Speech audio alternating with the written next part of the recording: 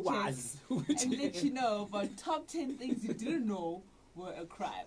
So joining us in studio this morning is a lawyer, Nigel Stole. Welcome to Skies Metro FM. Hey guys, hi. Thank you. It's good to be home. I'm from Skies actually, so okay. It's home. I'm home, so thank you very much. I just hope you're You're free, you're cleared.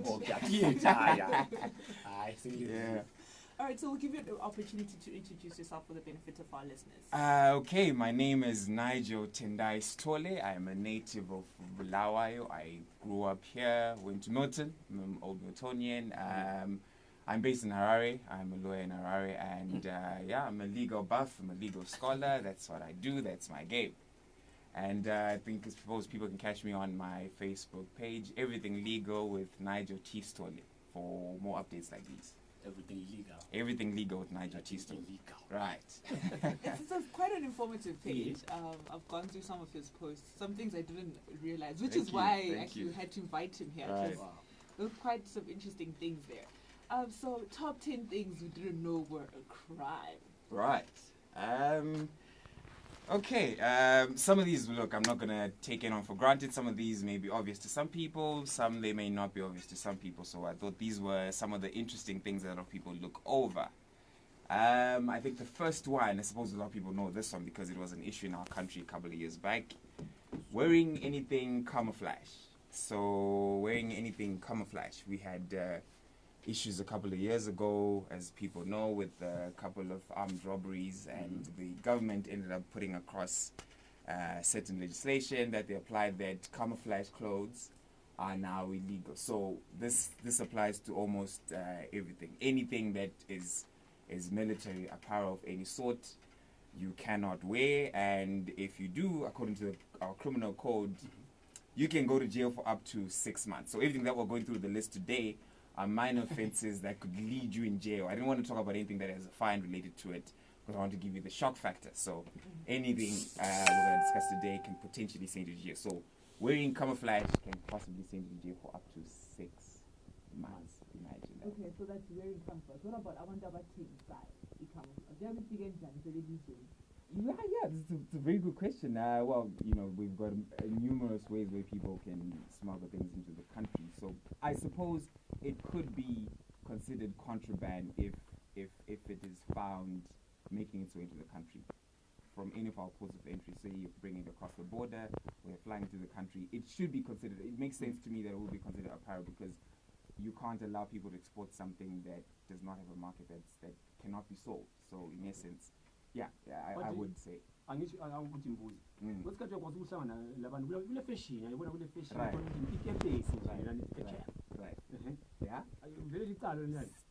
Still. I know it's silly to go as far as a cap or a bandana or whatever that type of thing is, but the legislation, it's according to section 32 of our criminal code. As you guys know, our law is codified in sort of like one legislation mainly. Then you've got different legislations that have got maybe their own crimes that are put up in the legislation, but our criminal code is sort of like in one particular code. It's like you basically know what our criminal laws are, our do's and don'ts. So section 30, that's where most of the stuff is going to come from. So that's where section 32 says anything that is camouflage, whatever, be it even, I suppose even a camouflage shoe could get you into trouble. So it's a wide ban across everything. Okay. Right. So we'll just quickly add, Uti, our listeners, if you have any questions, feel free to send through your questions to our WhatsApp platform regarding the context. So keep it within the context of our conversation today. Okay. Are we ready to go to number 2? Right. Second one. Being a racist or tribalist can actually send you to jail. We take it for granted. I know we've got what we call freedom of speech, and you hear a lot of people saying, "No, I'm allowed to say what I want. It's a free country," but there are certain things that can actually send you to jail. Anything that's offensive to somebody else, from a religious and tribal point of view, can send you to jail for up to a year. So this is in terms of section 42 of the criminal code as well. racist utterances, tribalism. If you just shout certain things, I won't give it the benefit of repeating it on radio, but some of the things that people say to each other when they're angry and they fight and so on.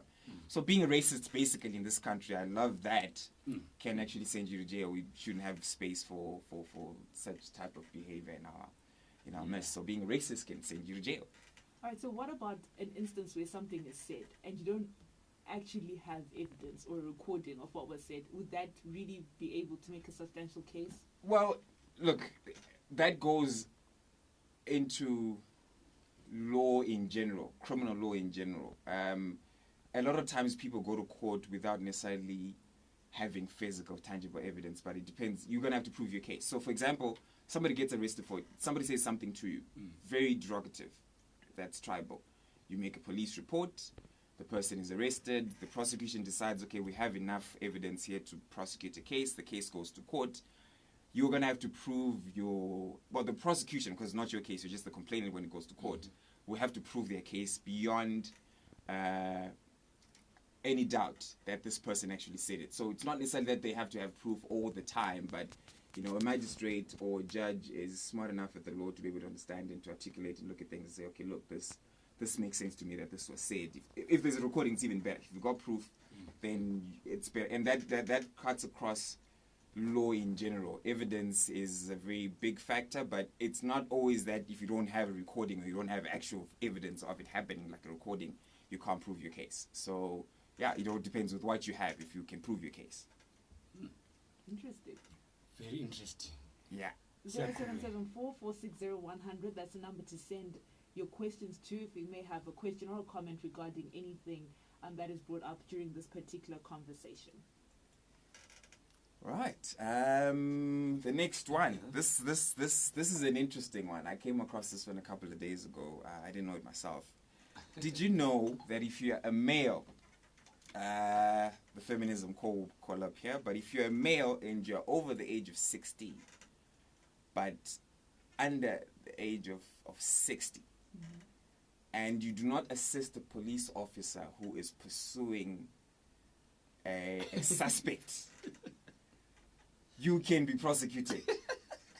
So if you're in the street and the police officer is chasing a suspected thief, and then he says, "But I know you," and you mind, right? You have as a citizen of the country, you have a duty to assist your police officers who are in pursuit of a suspect. Be it they want to use your car. We see this in American movies, right? Where somebody says, FBI, get out. That's actually a thing, even in our law. It's a thing. Right, okay. So especially in this country where we don't have, unfortunately, our police officers are not equipped enough to do some of the things that they need to do. Imagine, so I can really picture a situation where you really need to use your car in order to chase somebody. You have to give it up. You have a civic duty. If you do not, you can end up going to jail for up to 6 months for not assisting a police officer chase a victim. If you're a male and you're in that age group, over 16, under 16. Interesting. Yeah. That's a very interesting one. Yeah. So, I don't know if I'm going overboard by painting a scenario. Right. So, he will end up pursuing the suspect and then arresting you. Yeah. Well, yeah, of course, that's a perversion of the norm where where he ends up changing his mind. But look, I was speaking to some guy on my page about the same thing who gave me an example because I was trying to understand it practically what would happen. Yeah. He says it happened to him where they were minding their own business. They saw a police officer chasing somebody. The police officer failed to catch the suspect. So ngolaga and whatnot and having to not go home empty-handed, he decided to come after them, arrested them, and they were actually prosecuted. So he has a criminal record because of that. Actually, somebody that testified on my page about that actually happening to them. So yeah, man, So it's not far-fetched. It's not far-fetched. It could happen. realistic It and really could could happen. Do not ignore when your police officers, when your ZRP officers ask you to assist in the pursuit. Please, please, please help. Please help. Yeah. Right, so that doesn't apply to females. Are there any laws that apply to females that's similar to that? No, you guys are safe from that. You know, Well, sikubisele nje emuva kancane lapha kulomlaleli obuzile lapha wathi I have a friend not the same tribe as as me. We usually utter what some people consider tribalistic, and someone near hears us. Can one sue you for that? It's a very good question. It's a very good question. I suppose. Look, the law on that one is painted through like this. If what you said is meant to offend, is only when it necessarily becomes a crime. So if look, you may be charged, but if you end up at the end of the day, you're able to go to court and prove that it was not meant as an insult and it was jest and you were talking to your friend and you put context to the situation. It's all about context. And you put context to the whole situation. I'm sure you would be able to get away with it if you've got a good lawyer on top of that. But yes, the whole idea is if it was meant to inflict harm, pain, and disrespect to somebody else. So if it's a joke, I'm sure you'll be safe. I'm sure you won't have any problem. Yeah. Yeah. I got a funny one day from Uzbozi Zodwa. Uthi hayi le police iyachayisa madoda. Twayisela liyachazela chawa. Yeah, that's the risk that you take. That's the risk that you take. Yeah, true. It's a very very inconveniencing law, actually, if you ask me. Okay, but since this has been raised, what happens in the instance where you actually do get injured? Yeah. Is there some compensation that you could get from? I doubt it, to be honest. I don't think so. I don't think. Right. Kumbe isela liyakwazi wena khona apho tholakala khona. Isela yawulanda kusazi ukuthi uzamani. It is risky. Yeah. It is risky. Yeah. We may proceed. Well, the law then says, on that point, it says, unless if you have good reason. Yeah. There's always a little exception. It says, unless you have a good reason not to pursue. So, if at the end of the day you come up to the fore when it's being adjudicated and you say, listen, I happen to know the guy. He's from my hood. Yeah. And that's the reason why I could not put myself in that situation. Then you would be fine. Yeah. It's our nature, though, Zimbabweans, though. Because they don't usually just let it go. Right. Okay, what are we on? We're number 4. Top 10 list. Well, number 4. This is something that a lot of people do and take it for granted. Making a fire in a public place is actually very illegal, and that can earn you 6 months in prison, according to Section 56 of our criminal code. So if you don't have permission to make fire public, and just make a fire in a public place, like look at cheese, yes, right. That stuff can actually get you into a lot of trouble. So you need to be careful with that. Can you define what a public place is in that particular context?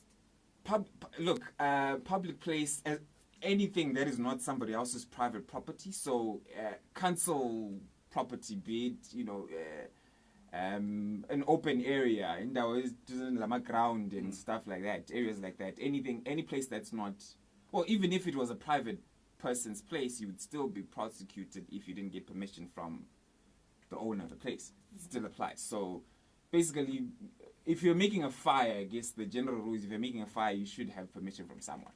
So, for instance, maybe want to do a musical video.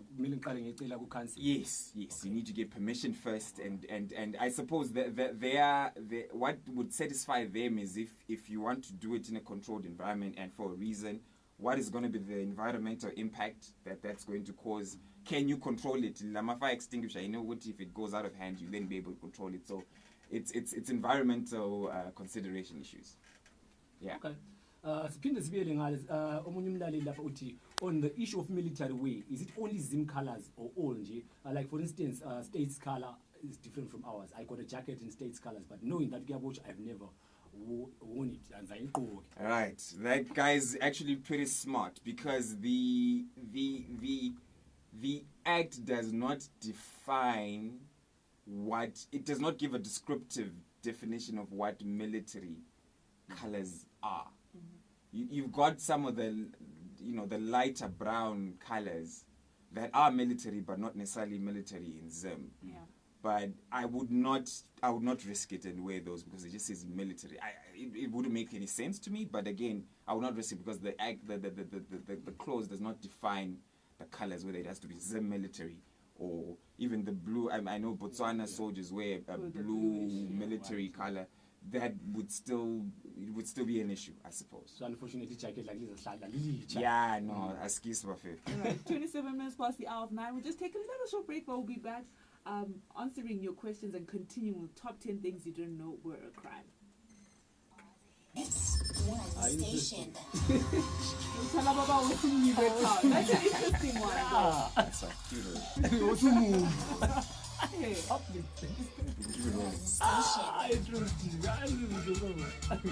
Yeah, man. Questions firing up? Yeah.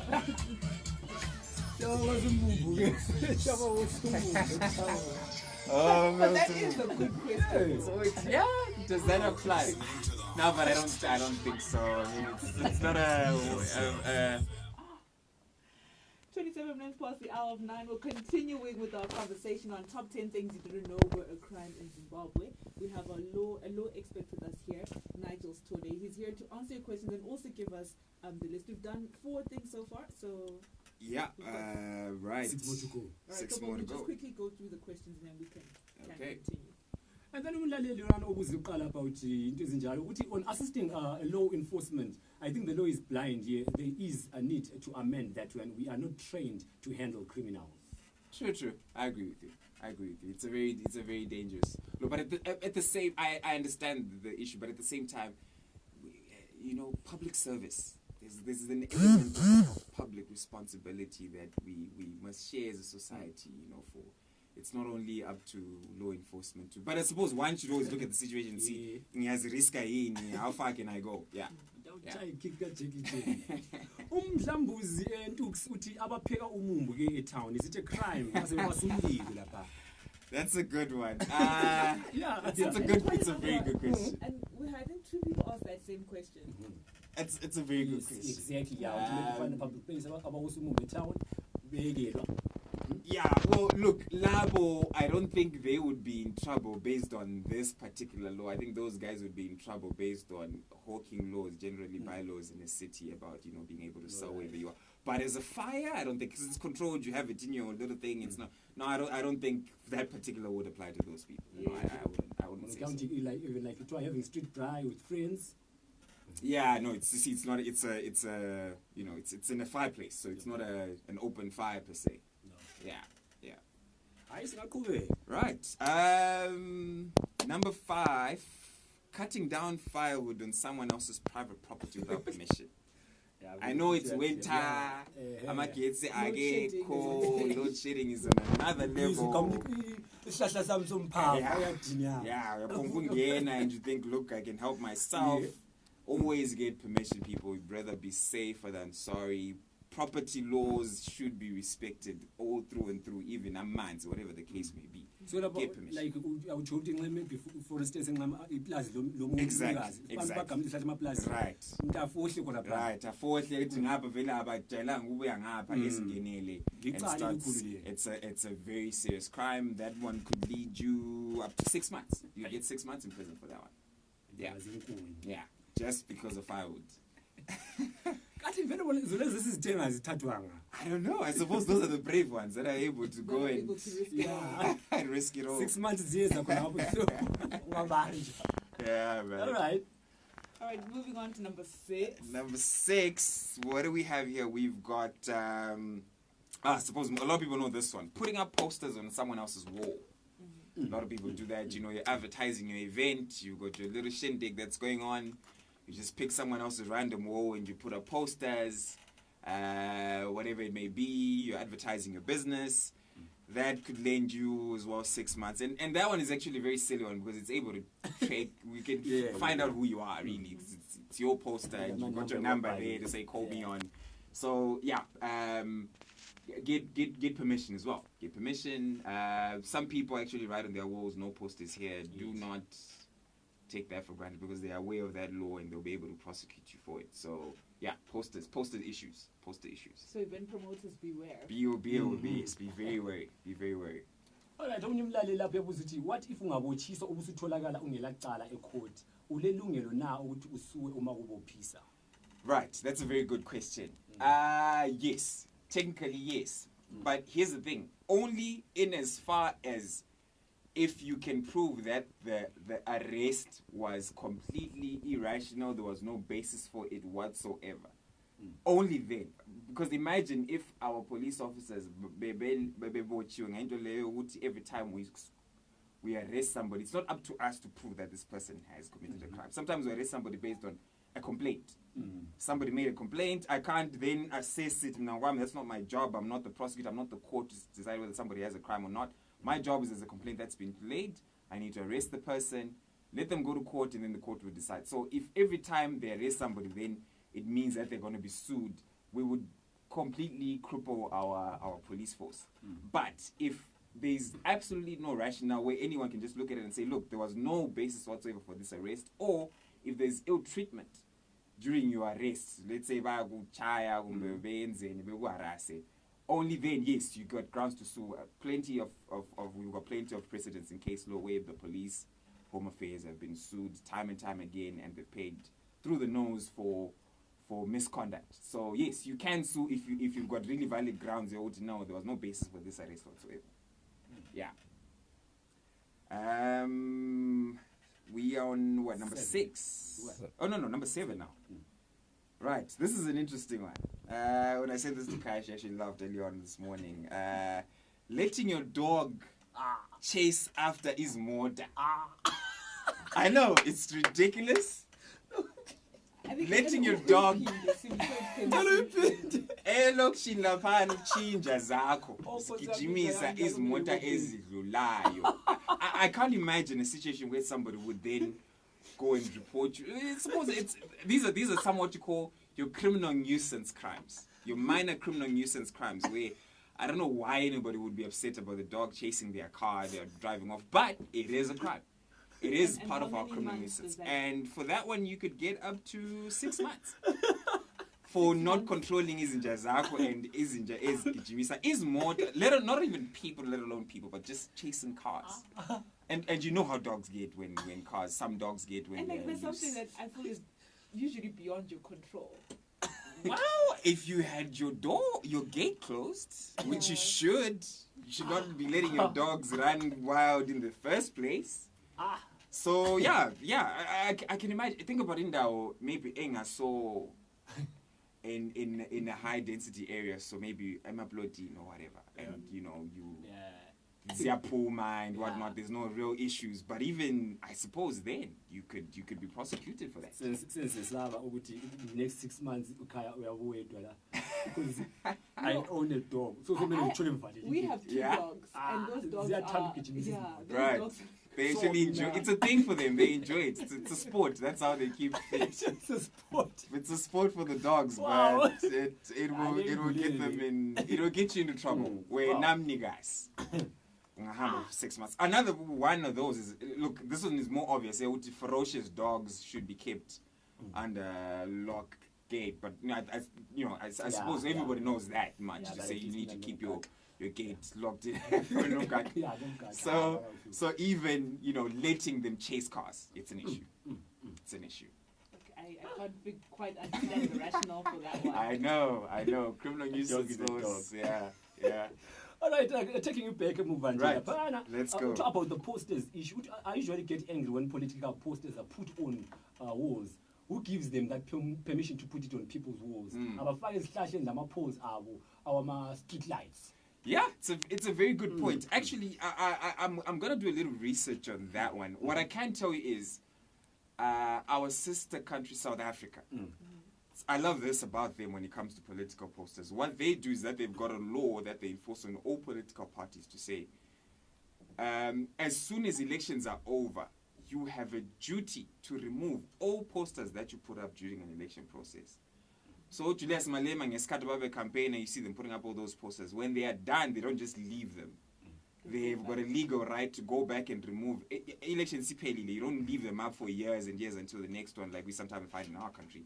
But you've got a right to then go back and remove all those posters in order to keep the country clean and safe. So I'm not sure whether we have that type of requirement. I'm sure we don't because we don't see it ever happening. Yeah. But it would be cool if we had something like that here in Zimbabwe. So yeah, I agree. The political process can be a nuisance. All right, we've got another listener. Umamaga Keith would like to understand the military wear law. If you can keep that briefly, please. Yeah, well, look, let me put some historical context to where this came from. In this country, we had, I'm sure people can remember, we had a certain, I don't know whether it was one particular group or a number of robbery syndicates that used military apparel to commit a couple of hideous crimes a couple of years ago when this law came up. I think it's about 10 or 15 years ago. So it is from that's where it came from, to say, look, we need to respect the uniform and distinguish it from somebody else. I know the application was now very broad to say even cape, le socks, le sneaker, whatever. But the rationale behind it was military uniforms were being abused by criminals. So they put up a law to say anybody who is found wearing it or in possession of it is liable for an offense. So it's meant to protect us, actually. Okay. So that's the rationale behind it. I uzwisisile una Keith. Yeah. Delta trucks and teams will be in the following centers. Konapo Gobulawa Mshaka 29 June 2019 from 8:30 a.m. to 3:30 p.m. Abe collect empty glass bottles. Just return them as long as they are clean and chipped and reusable glasses. So in Keta 9 Ngurunganga, Imakwekwe North Terminus, and Kulmani go sexile. A 300 milliliter bottle, a loose 50 cents, the empty tray $8, a full case $20. Then a 1 liter bottle going for $1, the empty tray $8, a full case $20. For further information, you can contact our Delta sales reps. We're Edwin Lamini 0775 332 137. Untombi Sibanda 0774 086480. Utabani Nube 0772 813 835. Gonelio Oliver 0773 730 852.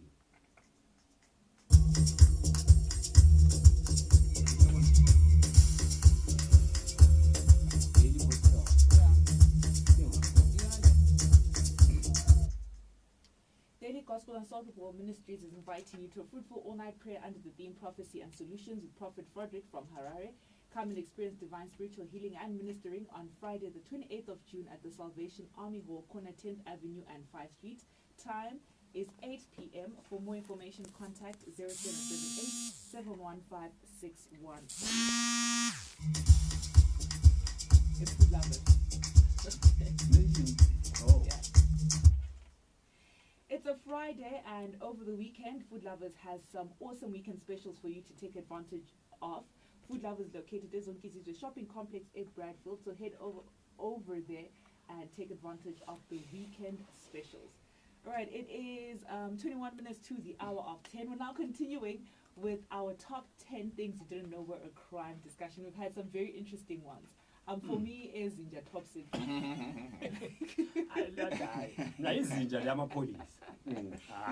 Right. This is silly. Okay, this is a more somber one, but it has. I think people need to be made aware of this one because I've actually seen this one in a real life case, and it broke my heart. Inciting or assisting in suicide. Inciting or assisting in suicide.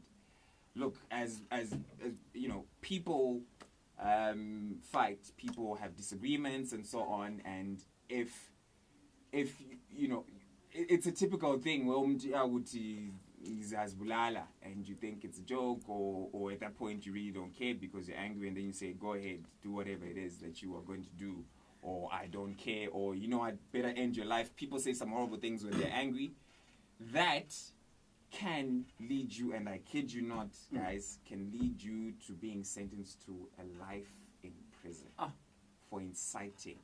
If it is found that you, in some way or the other, assisted or fagi oil in one way or the other that led into somebody taking their life. There's direct assisting, like actually buying somebody straight up. and there's inciting. Inciting just means when somebody's in that bad space, and then you keep egging them on until they actually do it, you can actually go to jail for the rest of your life, and that's according to Section 50 of our criminal code. So a lot of people don't know that. A lot of people don't know that. Yeah. What about maybe a failed suicide attempt? Ukuthi umuntu befuna ukuzibulala, wasula bambamba ukuthi vukele esibhedlela. Yes. Icala futhi. It's still the same. Remember. So samfaka life in prison not ufuna ukufa. Right. You find that if somebody, almost always, just general principle in law, almost always something that is a crime, the attempt of it is a crime as well. Right. So the attempt of anything that's a crime is a crime as well. As long as there are certain elements of how far you had gone in, you know, it's different. Thinking about it is, and maybe discussing it with somebody, is different from actually having gone to step 3, 4, 5 of actually doing it. So attempt after a certain stage becomes the crime in itself. Yeah. So yeah, please be careful how we relate to each other when somebody takes their own life and they write a note and they end up blaming you for it, and you assisted. Not to say necessarily that they were angry with you, but you assisted somehow. And so that explains why police always want to look for a suicide. Right, absolutely. We want to know why. What's the reason behind it? What caused it? So yeah, be careful. Be careful always. So that's a very serious one. And like right now, there's a lot of talk. There's a lot of awareness on mental health issues. Right. So it's very important. I think that one is important. What we do say to people, because like you're saying, there's instances where you feel, especially with teenagers, sometimes a parent may feel like this kid is just trying to seek attention. Right. Yes. Absolutely. And that's very common, especially in our African context now. You know, where we're not as affectionate with each other as we should be. You find that a lot where you say, nah, we are Zenzisalo, you know, but then here you go. Somebody actually does it and you end up getting in a lot of trouble. Outside the fact that a life is lost, you end up going to prison yourself for a very long time. Yeah. Right. This one is also another serious one. We're getting a little bit serious here before as we're going towards the end. Yes. Look, rape. That's a given. Everybody knows. But a lot of people don't understand the burden that exists with consent. Consent of a female when it comes to. So typically, it's very it's very common for young people to think, I take a girl out, we go out for a couple of drinks. I hear the kids calling it marination, where you marinate her with alcohol until she's nice, apparently. And then you take her home and have your way with her. Now, even if you had prior consent, even if you guys agreed, and all indications was there that that's what's going to happen at the end of the day. We're going out. It's a very common thing. Young people go out, they go party or club or whatever, and it usually ends up to them taking each other home and having sex. But right, absolutely. But if the act happens while she's moderately, not even really drunk, moderately drunk, if she reports you for rape and you go to trial, all the prosecution needs to prove was that she had alcohol in her system that slightly impaired her judgment. You are going to be convicted for rape. So be very, very, very, very careful when you go out. I know it's very common. It's socialization where alcohol makes people a little bit more, fluid and happy to do certain things. But be very careful when it comes to alcohol and women. My young fellas out there, I really need to reiterate. I've seen this happening. I know a client who was convicted based on that very same fact. It was a girl that he was into. They had a prior relationship. But then she said, on that night, I don't care if we had slept together 20 times before, on that night, I did not say it's okay. So consent is absolutely crystal essential when it comes to sexual issues. Consent is very important. And I've actually had a conversation with a few of my friends around that about how consent needs to be given constantly. Right. Just because someone gave consent Yes, in the morning yes, doesn't yes. mean It's still there. it's Right. it's still relevant Right. 10 hours Absolutely, absolutely. Be safe. Check as often as you can.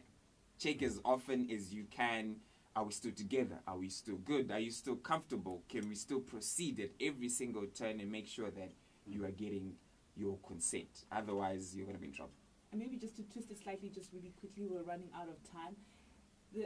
I'm sure some listeners are now wondering about rape in a marriage. Right. And Right. what is the view in terms of that?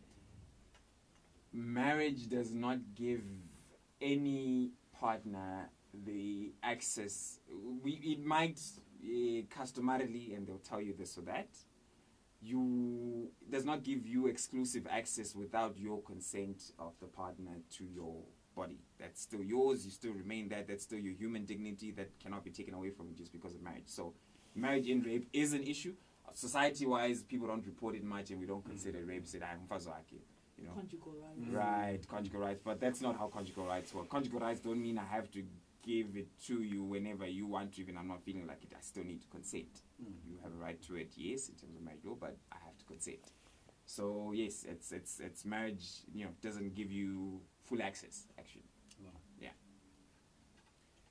So are we on to our last one now? Yes. Yes, Our last one. we are on our last one, and I'm ending this one off with ukuba ngumamgobhoza. Gossip. I kid you not, gossip can get you to jail. I'll contextualize it. We call it criminal defamation. This is according to section 96 of our criminal code. So, context, I like to put everything in context. Yeah. If ungangea, ngearing, that's what we call publication, which is an element of defamation, publicizing something. And you then say things that to people, it just has to be one or others, one plus, that put harm my reputation in one way or the other. Be it about how I make my money, be it about my social standing as Mamoye, church, or whatever it may be. If you can simply prove that what she said had defamatory elements in terms of my person and my character and my reputation in society, criminal defamation, in the way that I put it across as ukugopoza, can earn you up to 2 years in prison. So be careful what you say about people and talk, and you think and you think it's only about peace. Okay. Yeah. And we have a listener who sent a message asking, how do I prove voting in you? Look, defamation is you need to prove the publication. So if it's a situation where she said it to somebody, you know, said it to someone else, you're going to have to get that person to testify on your behalf to that effect. To say, yes, me now one jail white. Local. So that's how you prove the publication. Typically, publication in the general defamation is very easy when it's, let's say, for example, you write something on WhatsApp, you know, there's the message, you publish something in a newspaper, there's the newspaper, whatever it may be.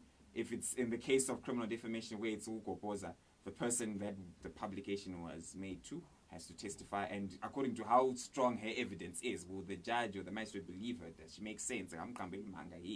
All those things, like we're going back to our evidence thing that you're asking about. Do you have, if she can prove and she's a credible witness for the state to say, yes, indeed, this publication was made, then it can be proven. It can be proven. Yeah. Very interesting. Very interesting. So esinye lapha ngiyawasesivala lapha esinye kuyafana nokuthi ukuthi ungatshela umuntu ukuthi umuntu uyaloya licala nje. Yes, absolutely. Unless you can prove ukuthi ngiyaloya sibi. That is always the thing with defamation. A defense to defamation is, but it's true. So that's a defense to defamation in general. If you go to trial and you say no, but angikambanga. So, for example, you say unazibani uyathandana lo baba wazibani wa next door, and then you say defamation, and they take you to court. They're like, but proof nance ukuthi bayathandana. Full stop. Then you've defended yourself. So if you're saying you're a lawyer and you can't prove what you're a lawyer, then you are going to be in trouble, unless you can prove it. Lovely. Yeah. Interesting. Mzala siyabonga kakhulu. All right, Nigel, thank you so much for taking time to help us Thank you very understand much. the law a little bit better. Thank Some you of very those much. aspects were things that I personally was not even aware of. But it just goes to show how we should really be aware of our constitution and all the Right. nitty-gritties in it, Yes, because there's things that we may do unknowingly that could end us Yeah. in a lot of trouble. Yeah. Yeah. Thank you very much. Sibonga kakhulu Mzala, but definitely nisuka lapha ngisadinga i-chain. Ezinjani Ziyana because 6 months later. But thank you so much Mzala. Thank you very much. Thank you very much. Everybody catch me on my Facebook page, Everything Legal with Nigel T. Stole. You can get me there. I put updates almost on a daily basis about the law. Like I said, I love the law. I talk the law. I eat and breathe the law. So catch me there. Wow, lovely.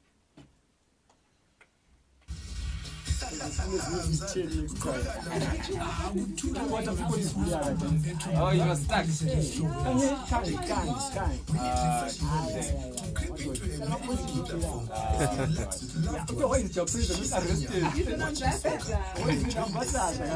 Yeah. Oh, man. Just visit Redwood Ultra City along Plumtree Road, Esibayeni, Emashobana, and Blue Turkey F4. Come enjoy ice cold beer, lenyama, #Unandi. Yeah.